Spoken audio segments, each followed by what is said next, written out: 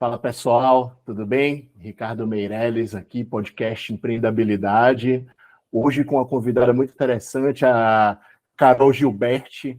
Ela é de BH, é fundadora da Mobius Venture Builder.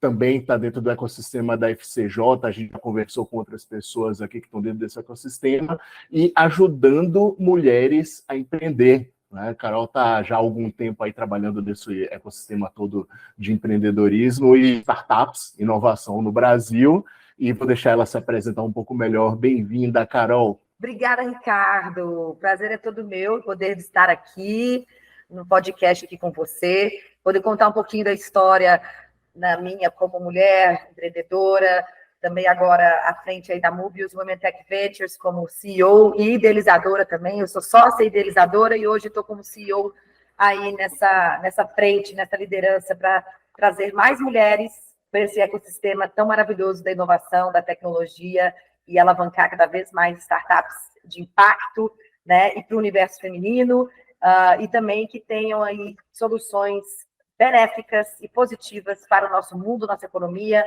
Enfim, são desafios, mas eu não gosto de marasmo, eu acho que eu vivo bem no caos. Olha, que como coisa todo empreendedor. Coisa maravilhosa ouvir isso. E então, Carol, eu quero começar te perguntando, né, pedindo para você contar aí para quem ouve a gente, quem é a Carol, essa jornada, essa bagagem que você traz, que levou você a hoje estar aí na liderança da Mobius e, enfim, à frente dessa iniciativa grandiosa de ajudar mulheres a entrar no mundo da inovação. Legal, essa é a pergunta mesmo, viu, Ricardo? Porque nós somos o nosso negócio e vice-versa, né? Eu tenho uma simbiose muito grande sempre entre o empreendedor, a empreendedora e o seu negócio, né? E tudo faz parte dessa trajetória, da história. E você, nos bastidores, né, você chegou a perguntar para mim, quando que você começou a empreender? E eu ainda brinquei, conscientemente ou inconscientemente, né? Porque nós mulheres temos talvez nós empreendedores, né, temos uma certa resistência de entender que somos empreendedores. Tipo, é tão natural às vezes para a gente, fala, mas será que é isso mesmo a nomenclatura que se dá a uma pessoa que é assim, assim, assado, que eu me enxergo? Então, assim, eu sempre tive uma veia empreendedora, eu sempre quis fazer coisas, mais coisas do que uma só, eu nunca fui uma pessoa que fiz uma coisa só na vida. Então, eu sempre tinha várias atividades, não parava quieta em uma, fazia outra e começava. Não que eu não finalizava as coisas, eu sempre finalizei, sempre fui muito dedicada, mas o empreendedor era uma pessoa inquieta. E eu já nasci querendo mudar o mundo, né? Então, isso é um ponto muito importante. A gente é inquieto e a gente é inconformado de uma certa forma, né? E é positivo falar isso, né? Dessa forma de ser inconformada com as coisas, porque é aí que gera um movimento de mudança. Bom, a Carol, para começar, tem 45 anos hoje, eu sou casada, vai fazer 19 anos, tenho 2 filhos, o Vitor, de 12 anos, e a Sofia, de 6 anos. Eu sou original de Belo Horizonte, nasci aqui, porém, eu só vim morar em Belo Horizonte quando eu já tinha os meus 17 anos. Então, a minha história começou na cidade de São Paulo. Morei lá durante minha infância toda, até os meus 9 anos, mais ou menos. Então, meu pai sempre trabalhou em multinacionais, então, na época, no meados dos anos 80, ele foi transferido, né, para os Estados Unidos. Então, lá fomos nós, a família inteira, para lá, para o Texas, você imagina, né? O Texas é um estado ainda nessa década super conservador, você imagina na década de 80, né? E a minha mãe, na época, com 38 anos, uma jovem mulher, bem mais nova do que eu sou hoje, né? E com 2 filhas, sem falar uma língua, o meu pai assumindo um cargo de desafios num outro país, com seus 40 e poucos anos também. E a minha mãe já era uma mulher extremamente ativa, uma profissional que tinha o seu emprego lá em São Paulo, na área de publicidade, numa agência, prestava serviço para marcas como Natura, por exemplo, que estava aí nos primórdios da empresa, e muito engajada, né? Coca-Cola, muito apaixonada pela cidade, apaixonada pelo seu emprego, e de repente, uma mulher de 38 anos cai de paraquedas no subúrbio texano, né? Você imagina o choque, né, cultural. Hoje, que eu sou essa mulher, eu olho para trás e falo, que crueldade. Que coisa horrorosa. Devia ser muito amor entre os dois. Minha mãe devia amar muito meu pai e nossa família para poder abrir mão de uma vida que ela tinha para cair dentro de uma realidade caipira, tradicional, totalmente conservadora do Texas, né? Mesmo sendo Estados Unidos, gente, não vai achar que isso é ilusão. São Paulo é São Paulo, Texas é Texas. Então, assim, eu já percebi que a minha vida já começou, né, assim, tirando muito o poder da mulher. Hoje eu falo, as empresas que vão expatriar seus colaboradores, sejam eles homens ou mulheres, se não tiver um projeto de expatriar, né, de expatriar a família como um todo e também prover estrutura para o cônjuge, sinceramente, isso aí, hoje são pautas que têm que ser revistas, tem que ser. Hoje, no mundo atual, a gente não pode simplesmente achar que o outro vai simplesmente acompanhar. Ele tem que ter uma atuação, ele não pode ser simplesmente tirado de uma realidade e cair no meio de uma cultura sem ter uma atividade, um emprego, algum tipo de pertencimento ali dentro. Então, eu acho que hoje, eu nem sei como é feito isso, mas fica aqui a dica, né? Porque a minha mãe sofreu isso muito. Diante disso, eu vivi a minha infância e a minha adolescência em outro país, muito feliz, né? Eu vivi uma vida da criança, minha mãe viveu uma vida da mulher adulta, duas realidades totalmente diferentes. Eu morei nos Estados, depois a gente mudou para Seattle, né? A cidade ali do estado de Washington, lá perto do Canadá, que é uma outra realidade, né? Até mesmo porque o norte dos Estados Unidos é outro país, vamos dizer assim, né? Mais progressista, ele não é tão conservador e tem uma vida mais interessante, né? Vamos dizer assim. E aí eu vi minha mãe retornando, né? O que ela era, uma mulher mais ativa, fazia cursos e tal.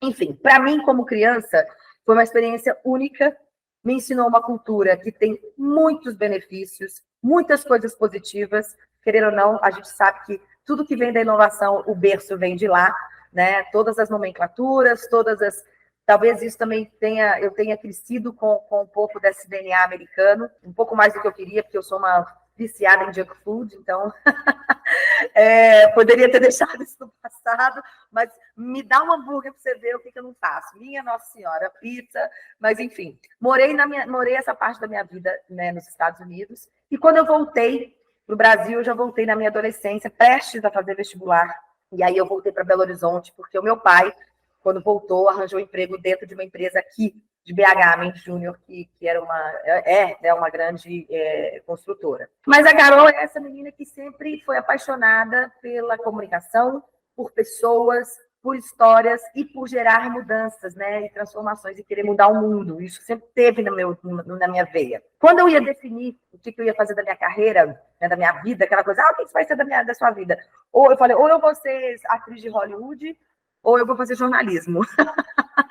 Aí meu pai falou, você vai ter que fazer uma faculdade, né? Eu já estava aqui no Brasil, eu falei, então eu vou fazer jornalismo. Então eu fiz jornalismo aqui na PUC, Minas, e muito com o intuito de colocar em prática tudo aquilo que eu tenho como muito natural da minha pessoa, que é a comunicação, né? Eu sempre quis mudar o mundo através da comunicação. Isso sempre foi E comunicação está em todos os lugares, né, Ricardo? Hoje, se você não se comunica, você tem até uma fala, meu pai sempre falava, se estrumbica. Então, você tem que se comunicar. Bem ou mal, você tem que tentar se comunicar, né? Sempre, cada vez mais melhorando. Então, fui eu fazer jornalismo e sempre trabalhei, né? Eu sempre tive a minha independência financeira. Isso já veio lá dos Estados Unidos. Com 13 anos, já era babysitter, já tomava conta das crianças, ganhava meu salário, meus $5 por hora. Fui garçonete, né? Limpava chão de restaurante, enfim, tudo isso faz parte do crescimento, né? Igual hoje a minha sobrinha mora lá, ela é empacotadora de pacotes de supermercado. Isso é muito, como é que eu posso falar? Bonito da cultura americana, essa relação com o trabalho, né? Ele engrandece, ele não é uma relação de, vamos dizer assim, sufoco e de martírio, né? Vamos dizer que no Brasil talvez a gente tenha sido fundado em cima dessa ideia de que o trabalho ele é para te fazer sofrer. Claro que nos Estados Unidos nem tudo são flores, mas eu falo assim, a gente aprende a trabalhar muito cedo e a gente aprende a ter responsabilidade muito cedo e a gente aprende a ter o próprio dinheiro muito cedo. Então, eu nunca abri mão da minha independência. Desde que eu tinha 13 anos, eu ganho meu próprio dinheiro.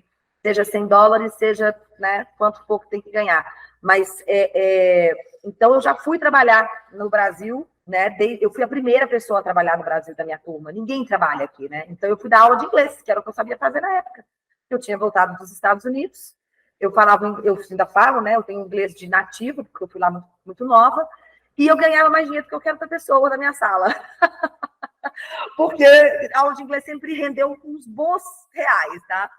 Então, eu simultaneamente fazia a faculdade, dava aulas de inglês, e como eu falo, o inglês nunca saiu de mim, né? Porque era uma demanda sempre muito grande. Então, eu fazia o estágio, eu dava aula de inglês, e eu comecei a gerenciar os meus próprios alunos. A partir do momento que eu comecei a gerenciar os meus próprios alunos, eu já estava empreendendo sem saber que eu estava empreendendo, né? Então, eu corri atrás dos meus clientes, né? Agora eu vou falar em palavras do empreendedor. Eu que fazia a minha captação de clientes, eu que me apresentava, eu que fazia o contrato, eu que mandava para eles, eu que fazia o termo de compromisso, eu que estipulava as regras de como eram as aulas, eu que cobrava as aulas, eu que fazia a agenda das aulas. Se isso não é empreender, minha gente, o que é então? Isso aí já era o início de uma gestão, né? De uma gestão de uma pessoa autônoma que se achava normal dentro do contexto. Tipo, não, né? E por quê? Porque eu fui trabalhar dentro de empresas com carteira assinada e eu tinha que bater ponto às 8 e sair às 18. Aquilo para mim era assim, gente, isso aqui não faz sentido nenhum. Tem dias que eu não estou fazendo absolutamente nada. Eu quero inovar e não tem espaço. Eu quero trazer mudanças e ninguém fala assim. Todo mundo fala não. Eu olho para esse site, está tudo errado. Não, mas é assim que se faz. Para você imaginar, o primeiro emprego SLT que eu tive saindo da faculdade foi dentro de um site B2B em 2001, tá, gente? 2001 foi um ano de quebra de várias coisas, de 2000 para 2001. A gente teve bolha da internet, né, de 99 para 2000, todo mundo achou que o mundo fosse parar por causa da mudança dos algoritmos, que os robôs iam tomar conta do mundo, isso não aconteceu. Então, no dia seguinte, todo mundo acordou, nossa, não aconteceu nada, a coisa continuou normalmente, porque nós somos seres humanos inteligentes, gente, e a gente não dá o devido crédito a nós mesmos, né? E as coisas andaram. 2001 foi o ano que eu me formei na faculdade, e foi o ano das Torres Gêmeas, e foi o ano de muitas transformações no mundo, e foi o meu primeiro emprego também, olha que coisa maravilhosa, que foi nesse site B2B. E nesse site B2B, que ninguém sabia o que era B2B. Eu entrei sem saber o que era um B2B, isso lá em 2001, fui aprender. Era uma plataforma que, né, conectava empresas que vendiam e empresas que compravam. É tipo um marketplace, né? Hoje em dia a gente tem nomes para isso, naquela época não tinham. E eu fui contratada na minha carteira de trabalho como assessora de comunicação, porque era a única posição que eu poderia assumir como formada, porque não tinha, por exemplo, conteudista, né, para poder fazer. E o que eu fazia? Qual que era a minha responsabilidade? Era alimentar o blog, né, que não chamava blog naquela época, do site com conteúdos que eram pertinentes para os clientes da empresa. Esses clientes eram Avon, Natura, Lexmark, Pfizer, era só cliente pequeno, né, para não dizer o contrário. E eu fazia entrevistas com as pessoas. Era tipo como se fosse um jornal, né? Um jornal online. Um blog, né, gente? Mas na época ninguém tinha esse nome. Então eu ia atrás das empresas, ligava para elas e falava: olha, eu sou assessora de comunicação aqui da empresa tal. A gente está fazendo uma matéria sobre. Eu que fazia as pautas, eu que sugeria as pautas. É a Pfizer. 2001 era o ano do Viagra, gente. Foi o ano que o Viagra estourou, que saiu no mercado. Vamos fazer uma matéria sobre Viagra. Quem que pode falar para a gente sobre Viagra? O diretor de produtos pode falar para você. Bora falar, então, com ele. Então, eu ia nas empresas, fazia as entrevistas. Não sei se vocês vão lembrar, modelo de entrevista ping-pong das páginas amarelas da Veja, né? Então, é aquela página amarela famosa que tem a introdução da pessoa, aí tem pergunta-resposta, chama-se ping-pong no jornalismo. Esse era o modelo de entrevista que eu fazia, né? Eu que transcrevia, gente, eu pegava uma fita, né? Era tudo gravado em fita, pegava um fone na fita, transcrevia palavra por palavra. Não tinha ainda aplicativo que fazia isso por nós. Ou o mundo mudou demais, né? Transcrevia tudo, botava no site. Então, gente, eu era uma conteudista, uma blogueira, chama-se do que quiser, mas eu estava ali fazendo uma questão da inovação como jornalista. Depois eu ainda dava aula de inglês, gerenciava meus clientes, né? Estava empreendendo no paralelo sem saber que eu estava empreendendo. Bom, casamento, né? Veio meu filho. Quando chegou o meu primeiro filho, que hoje está com 12 anos, né? Ele nasceu em 2011, me veio um clique falando: isso aqui não é o suficiente para mim. É legal o que eu faço, ganho dinheiro, mas isso não é o suficiente para mim. Eu quero mais. Eu tinha uma sede de mais. Não era falar assim: que inquietação que é essa, meu Deus do céu? Você está ganhando bem, você dá aula, você faz freela de jornalismo, você está com. Eu quero mais. Eu não sei o que eu quero, mas eu quero mais. Então eu fui trilhar, né, outros horizontes, e foi quando eu conheci uma empresa do Rio de Janeiro que promovia festas de piquenique ao ar livre, na Lagoa Rodrigo de Freitas, com uma decoração fora do comum, que era toda feita de materiais de reciclagem. E eles transformavam a Lagoa Rodrigo de Freitas com essas decorações lindas e coloridas. Quando eu conheci a pessoa que fazia isso, eu falei: vamos trazer isso para Belo Horizonte. Mas foi no impulso. Eu estava tomando vinho e comendo pizza. Ela falou: vamos. Eu encontrei uma louca igual a mim, que topou fazer a loucura comigo, né? Ela, sócia no Rio de Janeiro, falou: então vamos fazer a Belo Horizonte. Falei: então vamos. E no vinho já comprei passagem para o Rio de Janeiro. Já estava lá 2 semanas depois para conhecer a operação da empresa, a montagem da empresa, como se criavam peças. Montei minha primeira festa. Quando eu voltei já com a agenda né, marcada para que a gente viesse fazer o mesmo aqui em Belo Horizonte. A gente se ficou imerso durante 4 dias produzindo as festas para poder lançar o primeiro piquenique na cidade, que não tinha cultura de fazer eventos ao ar livre, não tinha cultura de compartilhamento de espaços e muito menos de utilizar materiais recicláveis, né? Se o Rio de Janeiro estava anos-luz, Belo Horizonte estava muito atrasado nisso. Então, foi uma ruptura trazer essa empresa para cá, que na época chamava assim: vem para o piquenique, tá? Então, eu trouxe para cá, foi uma febre da cidade. Todas as mídias, todos os canais, revistas, rádios, jornais da cidade estavam falando sobre a Vem pro Piquenique. Foi uma febre. E aí que eu me vi: putz, acho que agora eu sou empreendedora. Eu acho que agora eu posso me chamar de empreendedora. Eu já estou como se a gente tivesse em vários lugares. E no meio do caminho, os sócios do Rio de Janeiro tiveram uma quebra na sociedade. E falaram assim: Carol, você quer continuar com ela aí em Belo Horizonte? A gente te vende as peças do Rio de Janeiro e você continua aí. Eu falei: quero. Comprei as peças todas do Rio de Janeiro, pedi para trazer tudo aqui para cá, para PH, e ainda fiz todo um rebranding, né? Mudei a marca, mudei o nome para Vai Ter Festa, e aí fiz toda uma questão de marca que tinha a ver com reuso, reconexão com os nossos momentos de confraternização e um reencontro nosso como cidadão com a cidade. Então, a Vai Ter Festa tinha um conceito muito importante diante de 3 coisas, né? Uma era a questão de sustentabilidade, né? Que a gente já estava falando de ESG, sem saber que estava falando de ESG, mas de sustentabilidade. E também de como a gente tinha a relação nossa com as festas. Eu queria resgatar as festas da minha época, de lá da década de 80, né? Que eram aquelas festas simples e divertidas, que a gente colocava pipoca na mesa, cachorro-quente, e a meninada pulava e brincava. Não tinha essas coisas de chamar a Disney para fazer o seu aniversário, né? Então, e a relação do cidadão com a cidade. Aprender que nós temos em Belo Horizonte mais de 70 parques disponíveis para que você possa usufruir de forma gratuita e de forma compartilhada com outras pessoas, né? Entendendo o respeito do cidadão para com a cidade, com a limpeza do parque, com a permanência, com entender que você pode compartilhar daqueles espaços sem destruí-lo, porque ele é seu, ele é público. Mas, Ricardo, você pode me interromper a hora que você quiser, tá? Porque eu tenho uma língua solta, eu sou jornalista, já te falei no início da nossa conversa.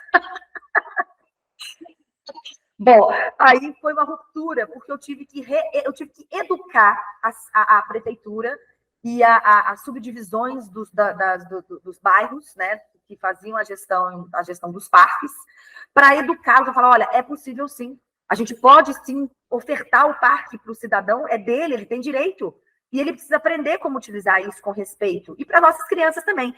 Mas olha, eu ganhei dinheiro pra caramba essa época, eu fazia festa, era mais de 5 festas por final de semana, era uma loucura, foi muito bom, e nesse meio eu me senti ainda inquieta e sozinha, que eu falei: meu Deus, eu sou uma mãe de 30 e poucos anos, 35, 36, mulher empreendedora, e estou me sentindo extremamente sozinha porque eu não vejo ninguém fazendo o que eu estou fazendo.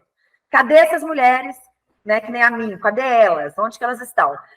Então, nisso, com essa entrada da Weiterfest aqui, atraíram outras mulheres que também estavam empreendendo em outras áreas, e a gente se uniu para falar sobre essa realidade. O que era ser uma mulher de meados de 30 anos, né, na década de 2010, e parari parará, e o que a gente tinha, quais eram as dores que a gente vivia, desde, por exemplo, sexo no casamento, a como empreender, ter filhos e cuidar da casa, enfim, a gente falava de muita coisa. Nós fundamos não era podcast, mas era um YouTube na época, Mulheres Elétricas. Nós chamamos de Mulheres Elétricas, era um grupo de mulheres empreendedoras que dava aquela sensação que elas estavam fazendo tudo ao mesmo tempo e elétricas, né?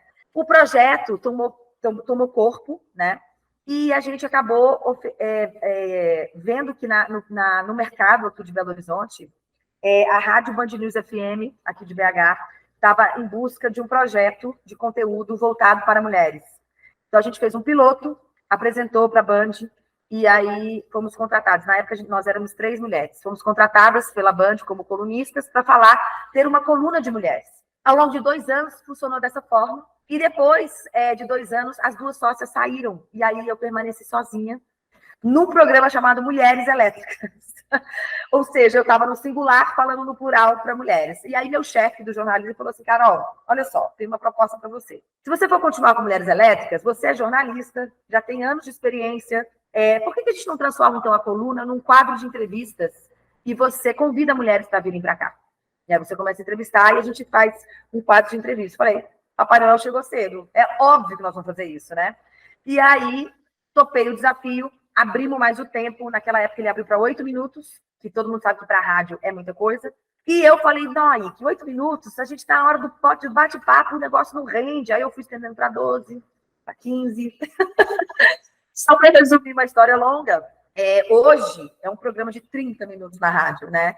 E eu entro ao vivo toda terça e quinta, com uma pílula de mais ou menos uns 10 minutos. Eu entro ao vivo no YouTube da rádio e ao vivo na rádio, né? Eu entro para falar, trago uma pílula da fala da entrevistada, falo um pouco da contextualização do tema que a gente está falando, e na quinta eu trago uma outra pílula da mesma entrevista, e no sábado e domingo vai na íntegra na rádio, 30 minutos, depois vai para todos os tocadores, que você mesmo sabe, né, Ricardo, você também trabalha com isso. Mas o que acontece? Naquela época, o objetivo da Band era 86%, lá eram os ouvintes, 86% homens, 14% mulheres. Então, eles tinham como objetivo aumentar o número de mulheres ouvintes. Então, eles fizeram um movimento para trazer conteúdos voltados para essas mulheres. Porém, quem que ouve, né? Rádios como o CBN, como o Band News, são tomadores de decisão, porque ela tem uma nomenclatura que se chama All News, ou seja, ela é notícia, notícia, notícia, notícia. Às vezes vem uma coluna interessante falando sobre viagens, notícia, notícia, notícia, coluna que fala sobre esporte, notícia, enfim. É quem toma decisão. E quem toma decisões, gente? Hoje, no nosso país, né, no mundo, a grande maioria são os homens que estão nos cargos de decisão. Por isso que essa conta não queria fechar, não adiantava só a gente fazer criação de conteúdo. Eu fui vendo um universo de mulheres ali fazendo, mas não era o suficiente. E eu falei, como que eu vou transformar Mulheres Elétricas num negócio que pode ser lucrativo para mim, que pode me trazer dinheiro, né, e que possa me remunerar? Aí começou minha busca, né, empreendedora aí mais oficial, né, um pouco mais junto, e eu ainda estava com a minha empresa do piquenique, tá, gente? Você vê como que a coisa é assim no empreendedorismo. Chegou no momento que eu falei, eu preciso tomar uma decisão. Ou eu fico com a Weiterfesta, ou eu fico com Mulheres Elétricas. Mulheres Elétricas tem muito mais a ver comigo, né? Fala do jornalismo, eu amo o que eu faço, também amo as festas, mas eu vou tomar uma decisão. Vendi a Weiterfesta, fiquei só com Mulheres Elétricas, e aí fui buscar formas de me preparar para poder entender sobre o modelo de negócio. E foi aí que eu comecei a minha jornada mesmo oficial. Cursos sobre empreendedorismo, fazer o Canvas, canais, né? Quem são os clientes, quem são os compradores, aquela coisa toda que todos os empreendedores já ouviram falar, o marketing, persona, quais são os seus diferenciais, quem são os seus concorrentes diretos e indiretos, quem está empreendendo sabe que isso aí faz parte da jornada, e eu fui fazer vários cursos, um atrás do outro, até empreendedorismo criativo eu cheguei a fazer, para poder entender aonde Mulheres Elétricas se encaixa. Nisso eu já tinha minha segunda filha. Chegou em Belo Horizonte a primeira pré-aceleradora mundial, que era o Founder Institute, que chegou aqui, chegando com força, e todo mundo estava falando desse negócio, e aí chegou uma amiga minha e falou, você tem que fazer isso, porque eu acho que vai te abrir uma cabeça. Eu falei, meu Deus, o que uma mulher de 40 anos vai fazer no meio dos jovens de 20 e poucos para falar sobre inovação e startup? Não tem nada a ver comigo isso. Enfim, eu já estava no momento que foi justamente quando as minhas sócias saíram, eu estava sozinha na Mulheres Elétricas, tentando entender o que eu ia ser. Eu falei, é isso ou nada, né? Ou vai ou racha. Então, eu fiz a prova. Falei, vamos fazer por partes, gente. Isso aqui pode ser uma crônica, tá, gente? Aquela mulher de 40 anos com os filhos pequenos em casa, nas férias, todo mundo gritando, chorando, berrando, menino correndo, e eu fazendo prova de lógica. Eu falei, gente, isso aqui nunca vai dar certo. Esse quadrado, qual que é a sequência disso aqui? Eu falei, bota isso aqui que tá certo. E fazia, chutava, não sei o quê. Algumas eu acho, né, obviamente eu fiz. E eu, fazendo os negócios e pô, consegui fazer, passei na prova, e pronto, agora eu tenho que encarar um negócio, né? Agora a coisa virou séria, virou verdade. Encarei, pedi para sair várias vezes, dei o meu chilique em casa várias vezes de jogar toalha, chorando. Gente, hoje eu conto rindo, mas isso é sofrido. Eu vou desistir de tudo se vocês não me ajudarem, porque eu sou italiana, gente. Sangue corre, nós somos dramáticos, a gente fala alto, a gente chora, a gente berra, é assim que a família funciona. E era assim, sabe? Mas quando eu saí daquilo, virada do avesso, cuspida, mastigada, né? Eu saí renovada, por incrível que pareça, e com outra visão de mundo. Eu falei, a inovação é para mim. Inovação tem tudo a ver com o que eu queria fazer no jornalismo, tem tudo a ver com o que eu queria fazer na Vai Ter Festa, de transformação, de trazer novos conceitos. Aí eu comecei a entender que, além de empreendedora, eu era sempre aquela... pioneira nas pautas, né? Querendo ser uma professora educadora, tipo assim, vem cá que eu vou te contar como que isso aqui funciona, a sustentabilidade, vem cá, te entender como que você pode usar o parque e compartilhar, vem cá que agora eu vou te falar como que as mulheres podem mudar o mundo, né? É cansativo, gente, mas é igual eu te falei no início, Ricardo, eu vivo no caos, eu vivo bem nele, um dia a gente vai parar de ver. Então, essa trilha das Mulheres Elétricas me conectou com muitas pessoas. E 2019 foi um ano muito, muito, muito especial, porque me conectou com mais duas pessoas, que eu tive a oportunidade de apresentar o meu projeto, né, fazer o pitch, o famoso pitch, que olharam e falavam, putz, isso aqui é legal, não interessa, vamos continuar conversando. E em dezembro de 2019, eu promovi, né, a minha especialidade, a gente também é conteúdo, né, então, eventos, fazer conteúdo, montar painéis e tal, é também da minha especialidade. Eu promovi um painel de bate-papo que se chamava Os Dois Lados da Mesa. E o propósito era chamar mulheres investidoras em startups e mulheres fundadoras de startups para falar sobre o mercado de investimentos em startups no Brasil, isso lá em 2019, antes da pandemia. Foi um sucesso. O cubo cheio, tá? Foi no cubo, mais de 100 pessoas assistindo. Eu falei, gente, olha isso aqui. Olha o que isso aqui está gerando, mas ainda a primeira chave só que tinha girado. Janeiro e fevereiro de 2020, a gente estruturou um modelo de negócio junto a esses novos sócios que não tinha nada a ver ainda com Venture Builder, tá? Mas aí veio pandemia. Eu estava com um contrato na mesa para fechar com várias empresas, todos suspensos, dentro daquele modelo de negócio de Mulheres Elétricas antigo. E 2020, eu acho que para todo mundo foi um ano de recuo, de escuta, de tentar entender e de se preparar para o que estava vindo, né? E foi aí que veio, né, tudo que eu queria.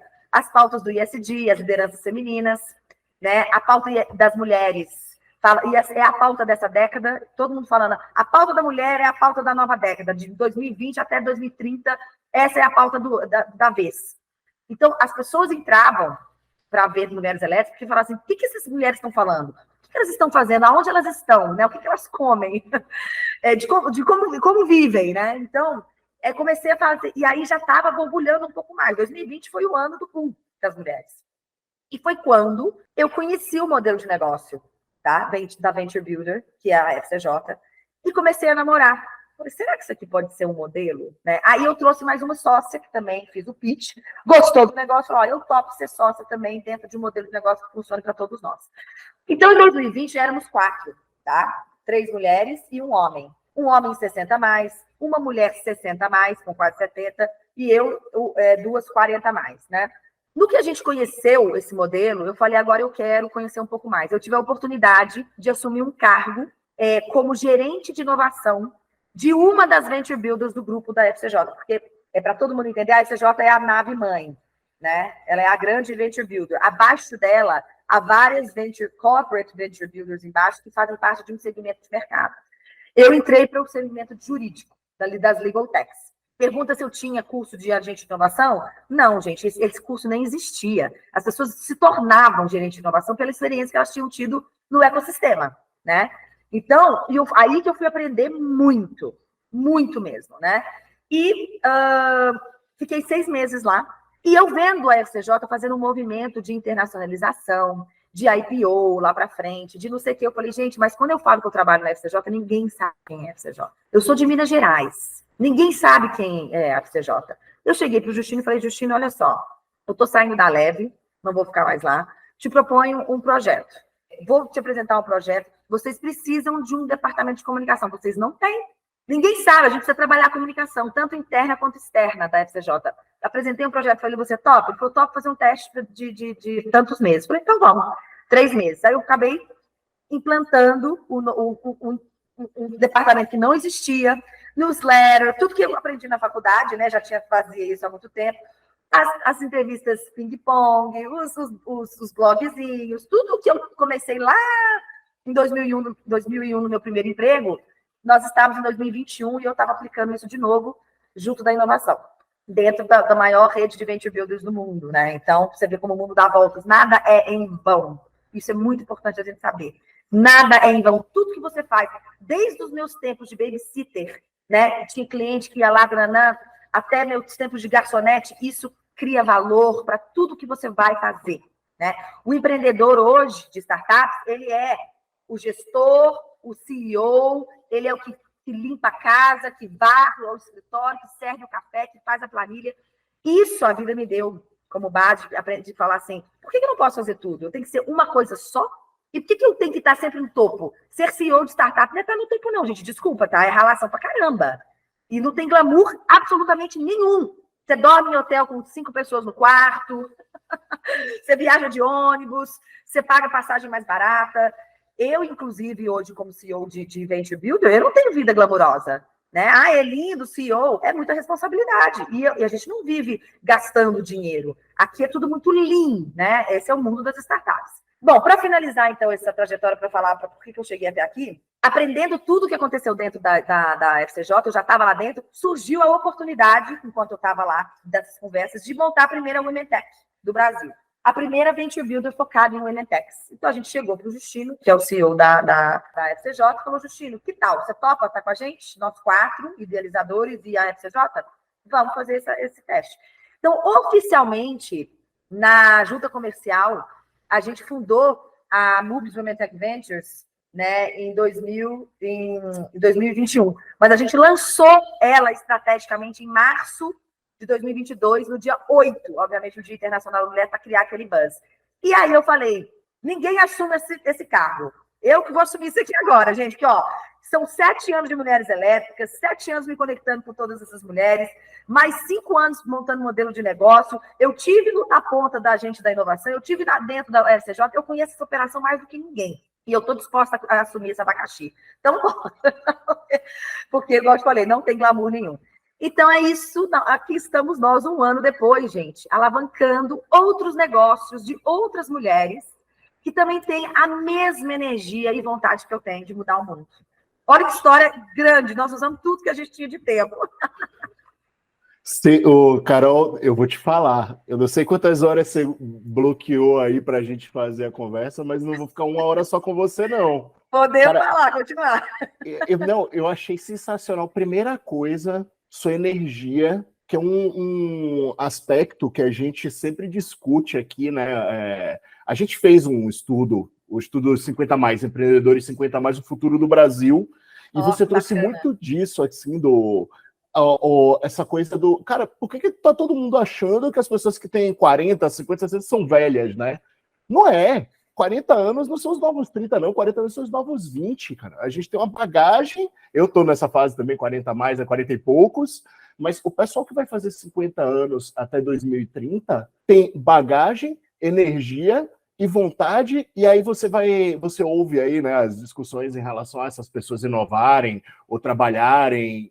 Ah, porque essas pessoas não estão no mundo tecnológico. Cara, esquece isso. O ferramental tecnológico, aliás, toda a sua história mostra isso. Você, para falar de inovação e trazer comunicação, a base que você utilizou de ferramentas de comunicação é a mesma de 20 anos atrás. Exatamente. Newsletter, só muda a plataforma, a tecnologia, a velocidade, obviamente, mas assim, a gente tem a mesma construção, que é, basicamente, você ter relações humanas, canais, transparência, fazer a mensagem chegar ao outro, e não tem não é a sétima dificuldade, não é o maior desafio do mundo, os 12 trabalhos de Hércules. Não, quer dizer, se você tem a sua base, seu background aí de jornalismo, né? A gente aqui de comunicação, enfim, eu também eu formei em publicidade, na verdade, mas migrei para PR ali muito cedo, enfim, fazer gestão de crise, e você falando, eu me vi assim, eu falando, cara, por que as pessoas acham que são coisas diferentes,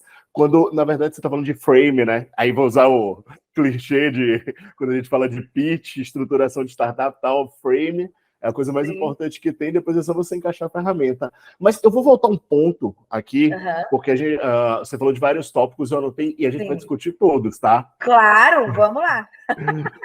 O primeiro é o seguinte, essa questão você com essa energia toda de fazer a vontade, sempre se questionando, cara, por que as pessoas não fazem? Porque na prefeitura de BH, a gente falando das praças, as pessoas não se sentem responsáveis.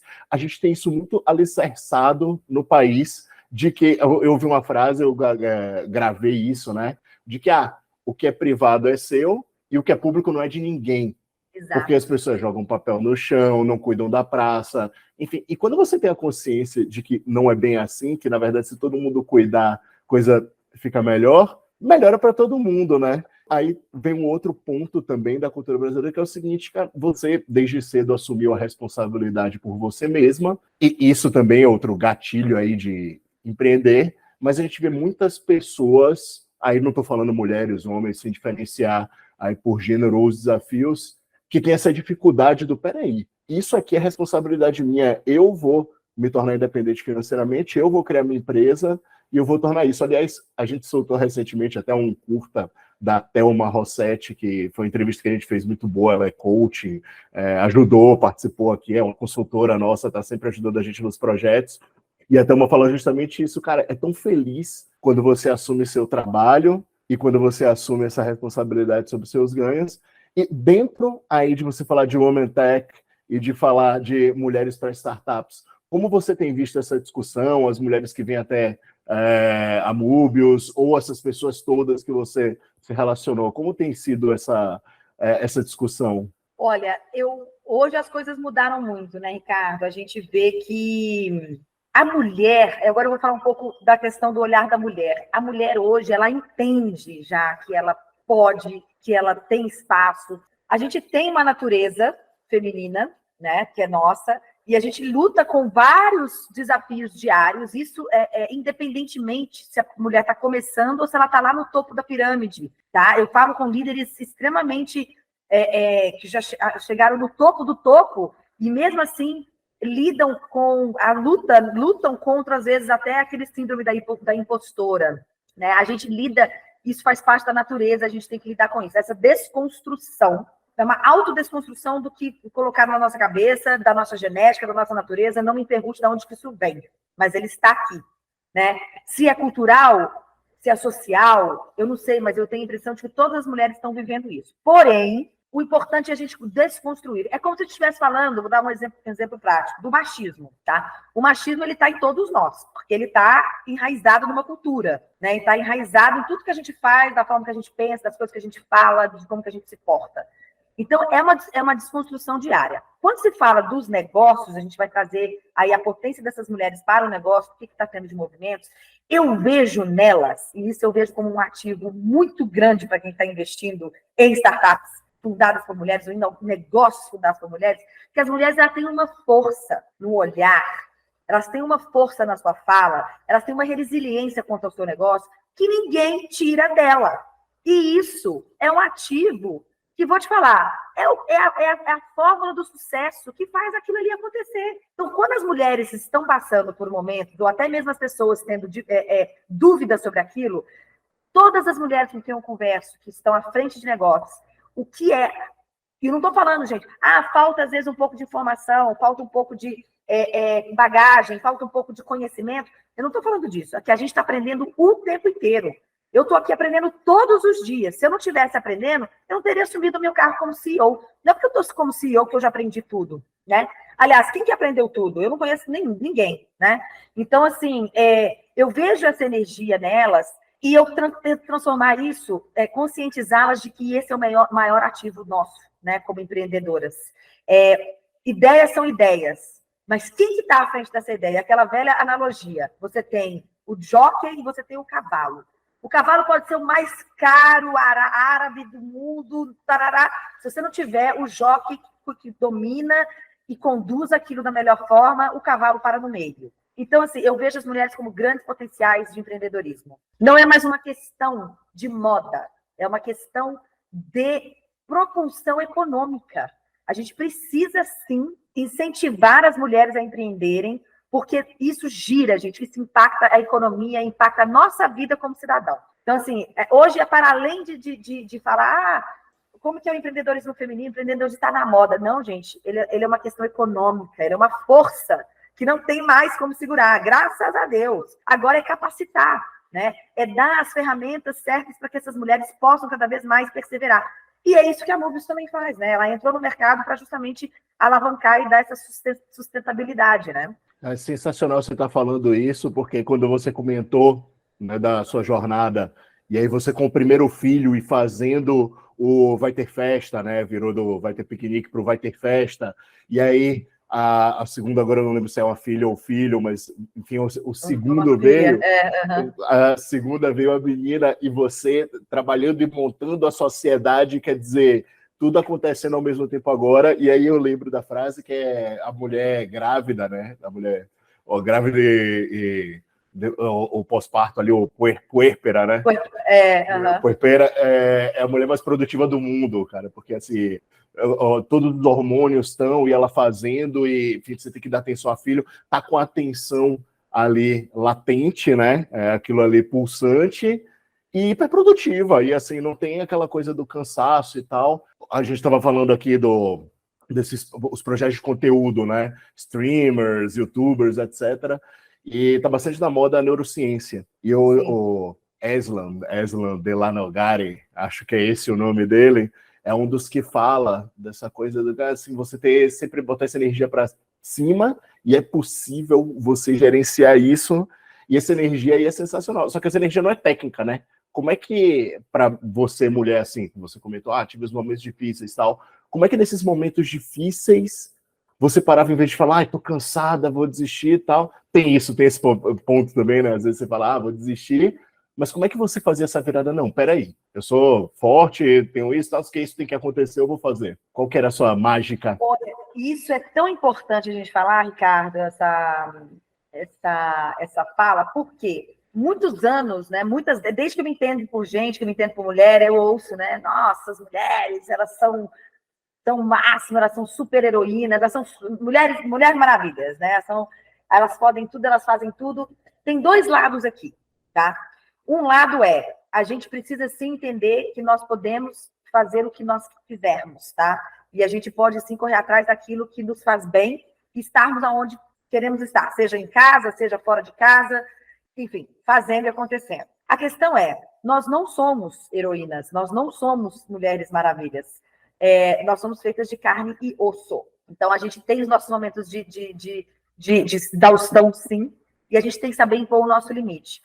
A fraqueza na nossa sociedade, isso independe de ser homem ou mulher ou qualquer outro gênero, a fraqueza é vista como uma coisa negativa, né? E isso está nos adoecendo. A gente tem vários exemplos aí, inclusive, de grandes atletas. A gente, na última Olimpíada, teve, inclusive, a própria Simone Biles, a atleta americana, né? Acho que era esse o nome dela. A olímpica, né? Aquela olímpica que chegou e falou, não vou competir, não estou bem da minha saúde mental. Eu não posso competir. Muitas pessoas caíram em cima dela, que absurdo ela abrir mão disso e parará.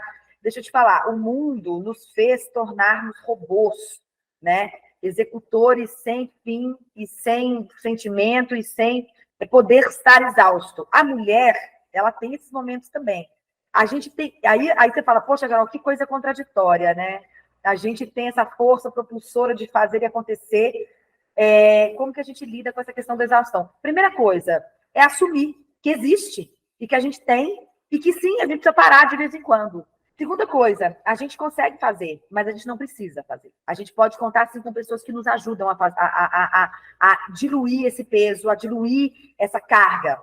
Um dos grandes problemas da sociedade hoje é a carga que se impõe sobre a mulher. Isso se acentuou muito mais na pandemia. Mulheres ficando depressivas, mulheres ficando com problemas de saúde mental, desenvolvendo doenças mentais antes não. Ansiedade, né? Ansiedade, depressão. Depressão. Isso não é só um mal para ela, é um mal para ela, para a família, para o trabalho, para a sociedade, isso é um dominó. Então, assim, nos momentos, e eu tive vários momentos, e ainda tenho vários momentos, que eu falo assim, vou fazer um concurso público. Desisto, eu não quero mais empreender, eu vou tirar minha carteira de trabalho da gaveta, vou voltar para a CLT, ou eu vou fazer um concurso público de jornalismo, que eu vou trabalhar 6 horas, 5 horas por dia, vou voltar para casa e vou ficar à toa. Entendeu? Tenho esses momentos. Mas, assim, o que eu acho mais importante é a gente entender a nossa própria essência e fazer as pazes com a nossa própria essência.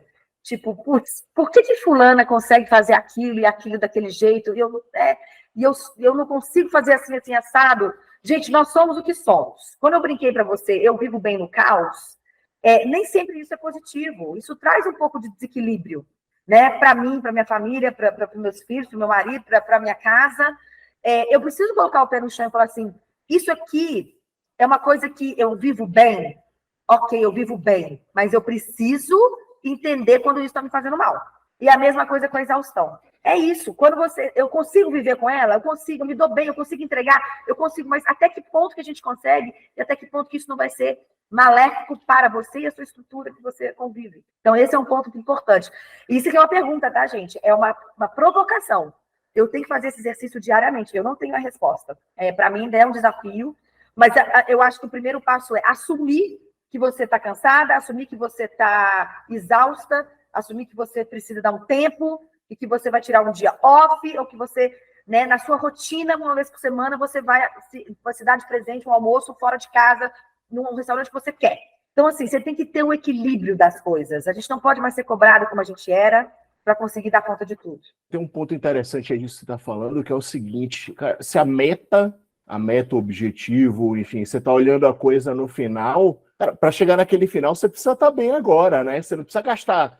Tem outro dia, você não precisa pegar em uma semana e tirar tudo da frente, cara. Assim, dali a 1 ano, 2 anos, enfim, olhar o longo prazo, você quer ir em outro lugar, não é um dia que vai fazer diferença. Então, às vezes desliga o celular ali, aproveita o feriado, aproveita a família, precisa dar esse respiro, né? Você der um tiro ali e tal, que vai te esgotar, ou vai inviabilizar que você prossiga naquilo ali por mais tempo. Quer dizer, não faz sentido nenhum, né? Tem que ter consciência aí dessa energia, né? É isso mesmo. É exatamente isso. Legal. Carol, vou mudar o tópico aqui, porque teve uma outra coisa interessante que você falou. Você falou uma coisa muito interessante aí na sua história, né? Que foi gente, aí eu trouxe para BH uma coisa que estava no Rio de Janeiro. BH é uma cidade ali que as coisas não chegam tão fáceis. Enfim, e a gente está falando de BH, que, se eu não me engano, é a quarta maior capital do país, né? Você tem São Paulo, Rio, Brasília, BH, enfim, essa...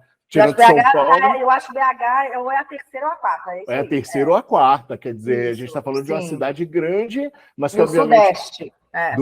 Ainda mais no Sudeste, né? Ainda mais no Sudeste. Só que a gente tem um Brasil desse tamanho, gigante, aí com 210 milhões de habitantes. Obviamente, ali você tem os grandes centros, grandes cidades, que tem, obviamente, mais facilidade de acesso à educação, estrutura, tanto infraestrutura básica quanto estrutura também para inovação, e você tem aí 5 mil municípios que são pequenos, e você tem todas as regiões, né? Arco Norte, que, aliás, tem um colega seu que a gente conversou, que é o pessoal que também faz parte do grupo FCJ, o João... A Duela. O João, que está lá pelo Maranhão, Arco Norte do Brasil. Você tem centro agro, né, do país. Cara, tem muita coisa aí para se explorar como oportunidade, né, no país. Como é que vocês veem isso, considerando a questão do público feminino, inovação e todas essas oportunidades? Vocês estão centradas ainda Sudeste ou vocês já estão olhando essas outras oportunidades do país? Nossa, boa, Ricardo. Olha, eu sou uma eterna apaixonada pelo Brasil, principalmente não só pelo país que ele é, mas pelas possibilidades e oportunidades que ele nos oferece. O Brasil é um país, né, de extensões territoriais magníficas e culturas, né? Se eu fosse falar para você que eu estivesse concentrada só na minha linda capital de BH, eu não estaria fazendo o trabalho que eu quero fazer de mudar o mundo. A gente não está só de olho no Brasil, como a gente está de olho no mundo. Só para você ter uma ideia, hoje a Mobius tem 5 startups, né? Em um ano a gente está com 5 startups no nosso portfólio. Uma é da Paraíba, uma é de Curitiba, uma é de Viçosa, aqui de Minas, e 2 de São Paulo. Então, não há fronteiras para o empreendedorismo feminino, não há fronteiras para a gente ajudar essas mulheres. Hoje o mundo entendeu que a gente consegue fazer as coisas remotamente. E a gente está olhando para startups e oportunidades também fora do Brasil. E não só isso, trazer oportunidades de fora para fomentar a nossa economia no Brasil também, né? Trazer startups que possam estar aqui com a gente, trazendo seus produtos para dentro do Brasil. Então, a inovação, ela não tem fronteiras, ela não tem limites, ela não tem barreiras. Isso que é o maravilhoso. Eu quero trazer a maior número de variedade das mulheres empreendedoras para junto da Mobius. Esse é o meu propósito. Eu tenho mulheres negras, eu tenho, né, mulheres orientais, né, asiáticas. A gente está olhando para tudo. Não existe. Mulher é mulher. E você pode, inclusive, né, hoje em dia a gente tem os gêneros que se identificam como as mulheres. A gente também, as portas estão abertas. E deixo claro, os homens também são convidados para estarem com a gente da Mobius, porque a gente entende que eles também estão ao lado de lideranças femininas, fazendo negócios de impacto para o feminino. Então, não há portas fechadas aqui. Aqui é um mundo, um universo de Mobius Women Tech Ventures que é aberto para se fazer negócios que tenham soluções benéficas e de impactos para o mundo e que estejam alinhados com o universo feminino e também priorizando as lideranças femininas. Então, essa é a nossa tese. Sendo assim, a gente não tem barreiras para nada.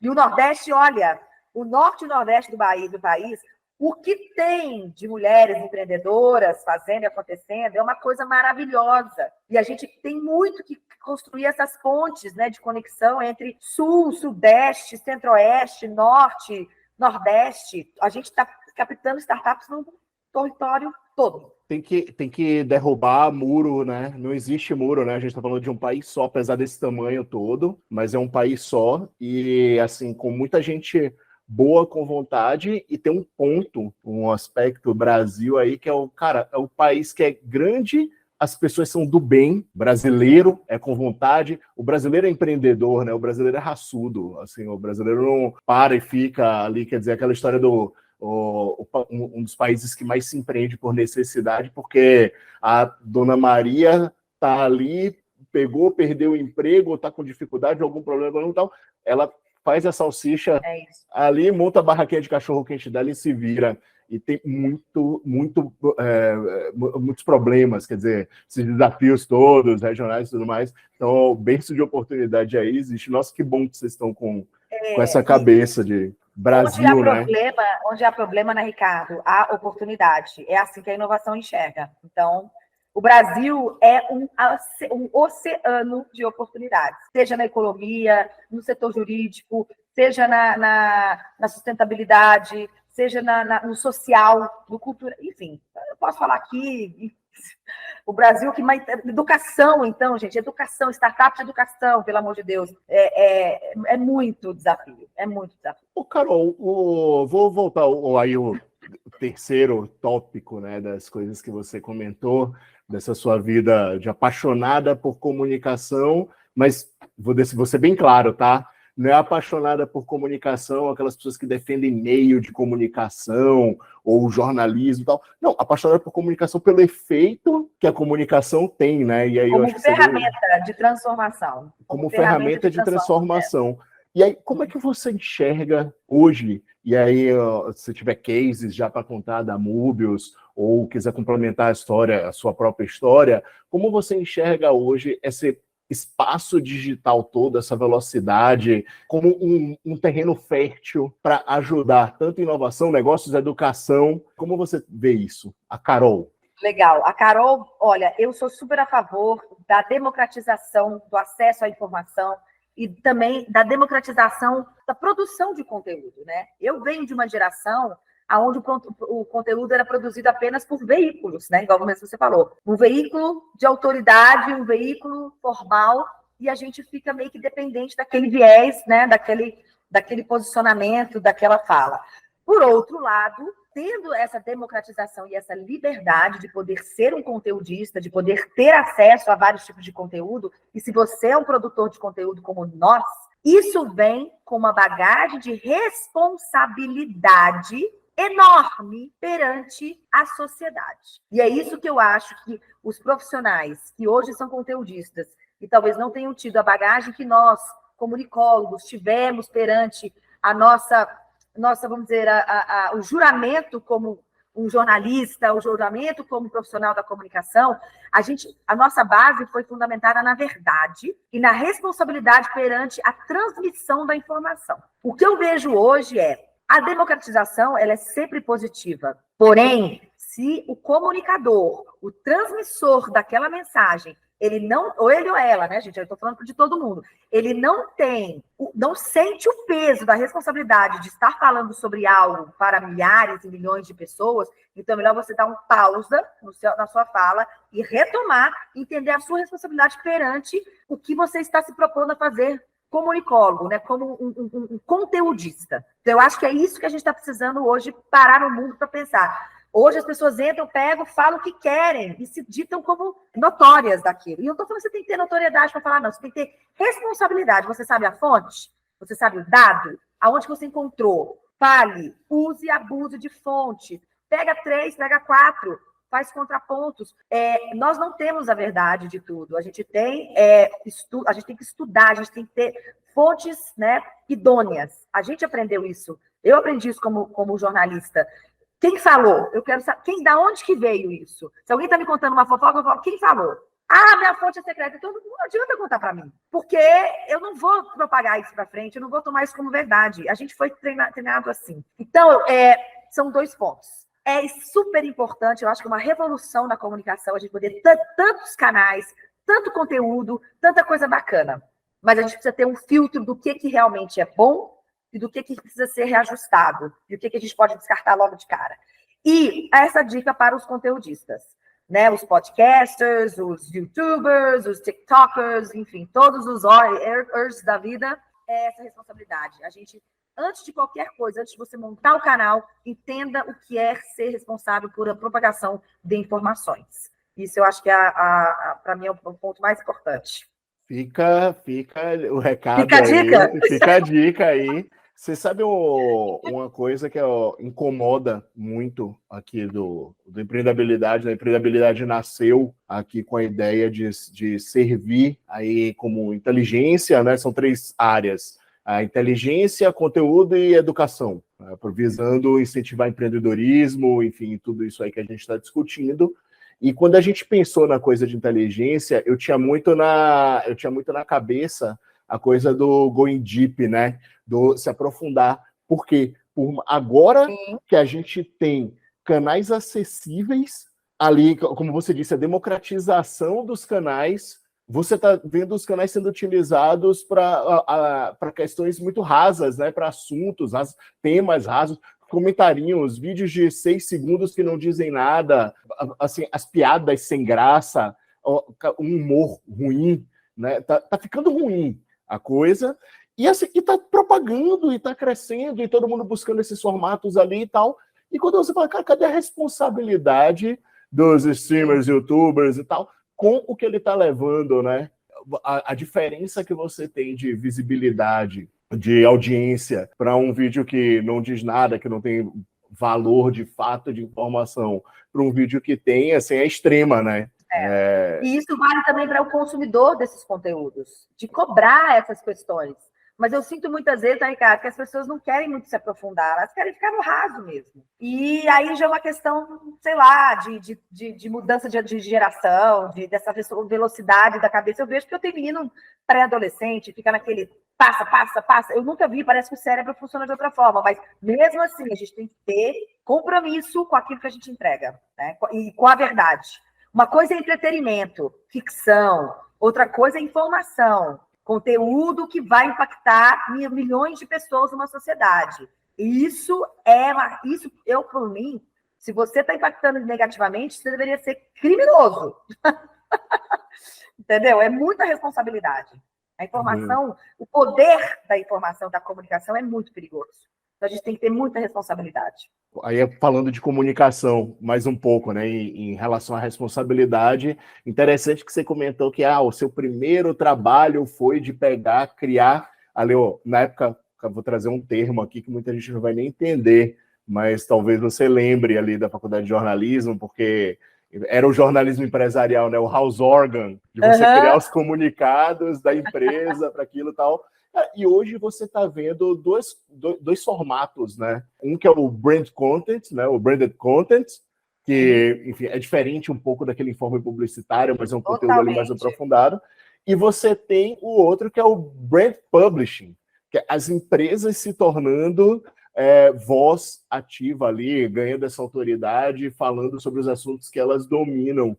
Como é que dentro aí de inovação você enxerga essa evolução? Aliás, você viveu isso, né? Essa evolução, inclusive, enfim, como você contou, você chegou a voltar ao formato, né? Olha, eu vou fazer a mesma coisa que eu fazia lá atrás agora, mas como é que você enxerga isso? Olha, 20 anos se passaram, né? Então, assim, a gente espera que tenha mudado muita coisa. Não, isso sim mudou. 20 anos atrás, quando eu entrei para uma grande empresa, como outras grandes empresas, igual eu te falei, a Avon, a Pfizer, a Natura, a Lexmark, enfim, tinham tantas empresas na base da empresa que eu trabalhava.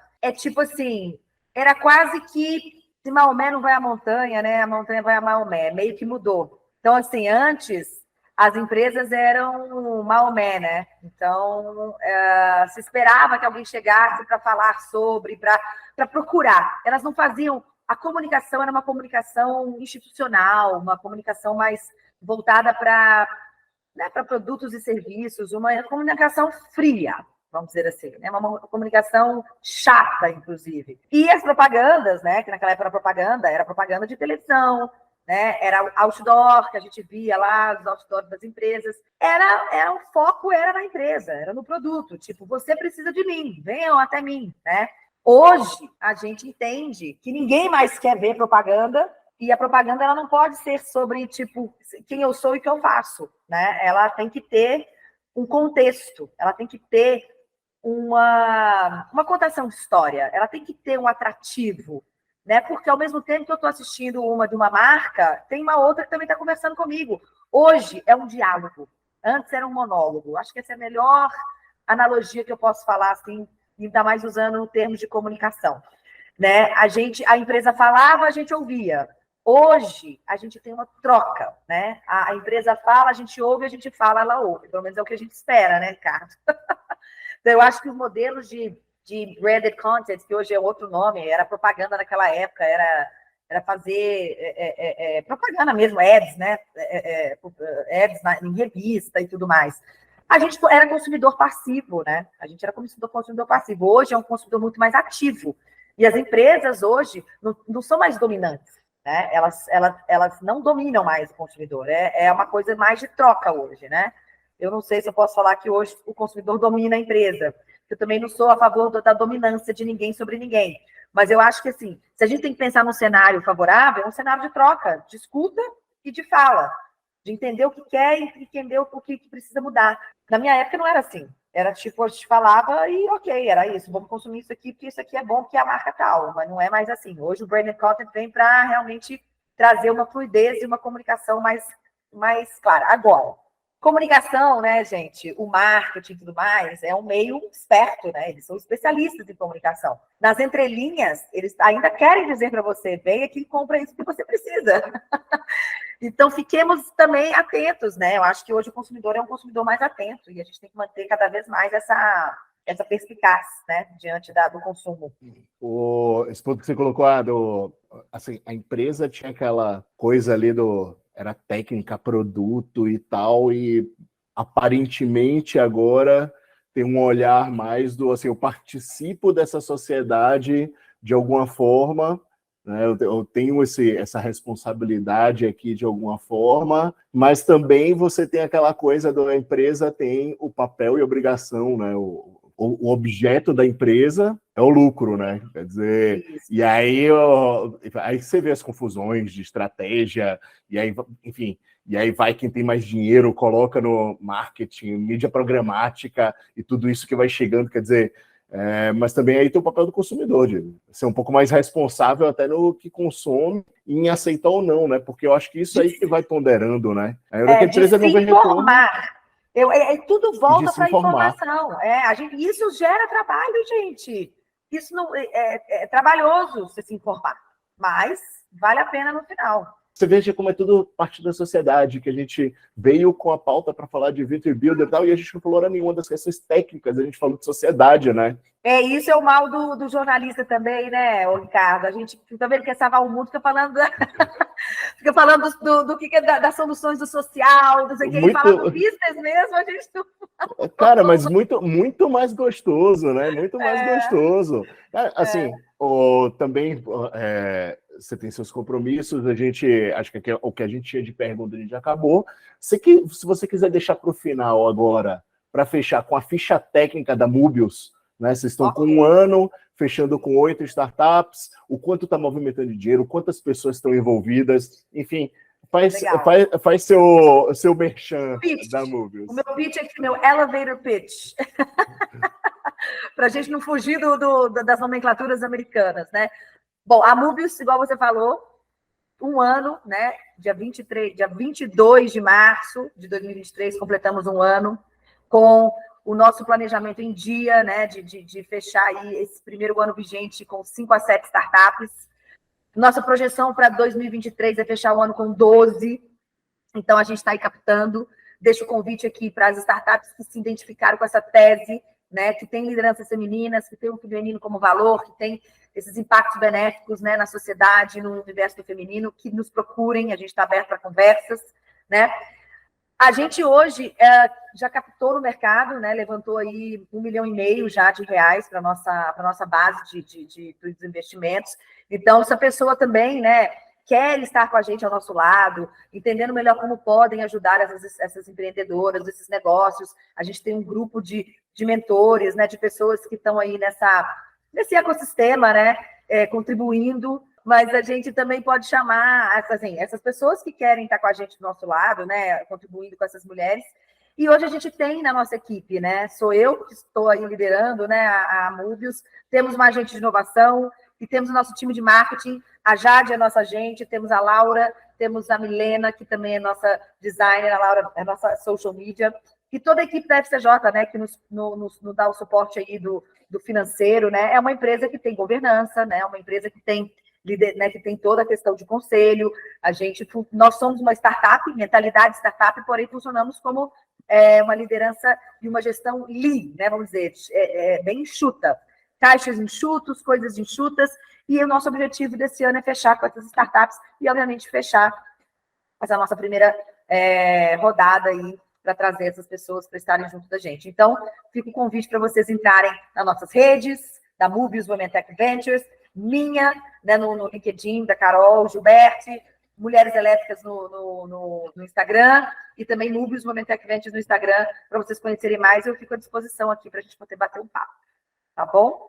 Cara, super obrigado, Carol. Conversa fantástica.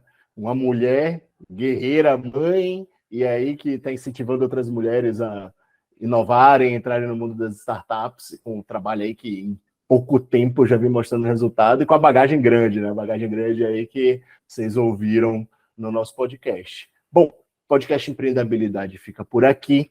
Foi mais um episódio que trouxemos histórias para incentivar o empreendedorismo. Sigam a gente nas redes sociais, sigam a gente no YouTube, Instagram, sempre Empreendabilidade, Instagram Empreendabilidade Oficial. Todos os links estão aqui embaixo. tá? E vamos em frente aqui, incentivar o empreendedorismo do país. Obrigado, gente. Um abraço. Obrigada, Ricardo, pelo convite. Tchau, tchau, pessoal.